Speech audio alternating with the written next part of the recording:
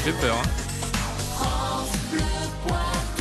Frédéric Gersal, l'histoire du Poitou à Pleumartin, donc tout au long de la semaine. À Pleumartin, vous ne pouvez pas ne pas la voir. Parce qu'elle est bien là, droite, fièrement installée au centre du bourg. Oui, je veux parler de la halle de Pleumartin. Un magnifique monument qui à lui seul parle, raconte, évoque. Il faut dire que son histoire est littéralement rocambolesque. Tout commence au milieu du XVIIe siècle, vers 1650, lorsque les terres de Pleumartin sont élevées au titre de marquisat. C'est-à-dire qu'en 1652, pour être précis, le propriétaire de ces terres, René Isoré, devient marquis. À cette occasion, une halle est construite.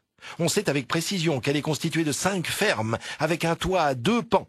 Les fermes étant ces grosses pièces de bois de la charpente. 5 fermes donnent ainsi une idée de la surface de cette halle. Environ 30 ans plus tard, cette halle est agrandie avec de nouvelles fermes et 2 autres pans pour le toit, ce qui donne un toit à 4 pans, donc à 4 côtés. Pour soutenir cet ensemble, il n'y a pas moins de 40 piliers de chêne installés sur le sol, sur des dés de pierre, pour les isoler d'une trop grande humidité. Cette fois, la taille de cette halle atteint les 26 mètres de longueur et les 12,50 mètres de largeur. C'est un beau navire installé en pleine terre pour faciliter le commerce, les foires et les marchés qui vont s'y dérouler jusqu'à la fin du XIXe siècle. C'est à cette époque que la halle présente quelques fatigues, quelques faiblesses de structure. Elle est finalement vendue en 1898. Rachetée par un particulier, elle est entièrement démontée et déménagée.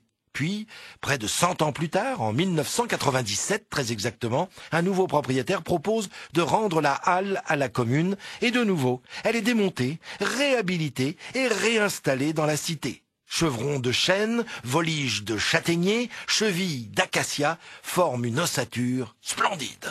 Effectivement, à découvrir dans cette bonne commune de Pleumartin que nous visitons tout au long de la semaine avec vous, Frédéric Gersal.